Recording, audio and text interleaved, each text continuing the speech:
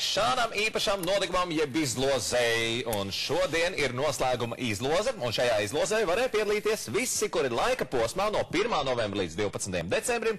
Ik viens Latelekom fiksētāja mājas tālruņa īpašnieks, tika aicināts piedalīties akcijā Uzlabo attiecības ar mājas telefonu, ar iespēju laimēt ļoti vērtīgu naudas balviņu. Kas mums ir redzams? Jā, mēs katru nedēļu 3 no skatītājiem katram dāvājām pa 100 latiem, bet šodien, tā kā ir akcijas noslēgums, tad viens laimīgais saņems 1000 latus. Lielā balva tā tad ir, un tas nozīmē, ka akcija ir beigusies. Ja nu jūs esat runājuši ilgāk par 5 minūtēm ar kādu, kurš atrodas ārvalstīs, tad iespējams, ka šodien jūs jau tūlīt varēsiet saņemt savā īpašumā 1000 latus. Ja nē, tad noteikti turpiniet tāpat zvanīt saviem mīļajiem uz ārvalstīm un runāt ar viņiem. Skatītāji cer, ka mēs esam gatavi, un tūlītās uz maģiskais laptops, un uz kurais nospiedīšu vienu pogu, un visi telefonu numuri griezīsies, un tad, kad teikšu stop, tad būs stop, un tad spiešu pogu, un tad mēs būsim uzzinājuši laimīgo. Uzmanību!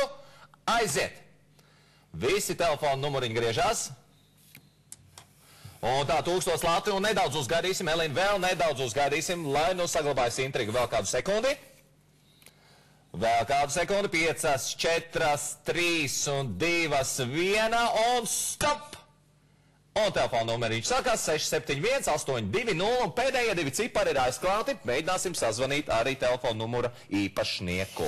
Jā, bet izrādās vēl daži fakti par telefoniem. Paši pirmie telefona abonentu numuri bija viencipara skaitļi, kamēr mūsdienās tālruņa numuri sasniedz diezgan garas ciparu virtenes, un jāsaka, ka ir tomēr kādas normas, proti Starptautiskās telekomunikācijas savienības direktīva, un tā nosaka, ka tālruņa numuram nevajadzētu būt garākam par 15 cipariem. Kur nu vēl garāk, 15 cipars, atcerēs 15 cipars, lai varētu uzzvanīt cilvēkam. Ja nav tās atmiņas, varbūt tik lielas telefonā. Bet jātrenē.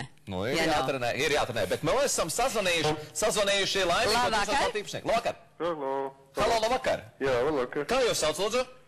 Juris. Juri, vai jūs zināt, šeit no LNT, no raidījuma Tautas balss, sadarbībā Latelekom, jūs esat laimējis 1000 latu?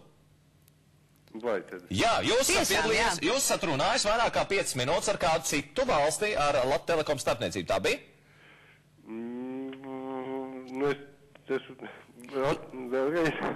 Iespējams, ka jūs esat runājis ar kādu, kurš dzīvo ārvalstīs un runājis ilgāk par 5 minūtēm. Vai tā bija? Ir tā bijis, jā. Jā, un kam jūs esat zvanījis? Tā.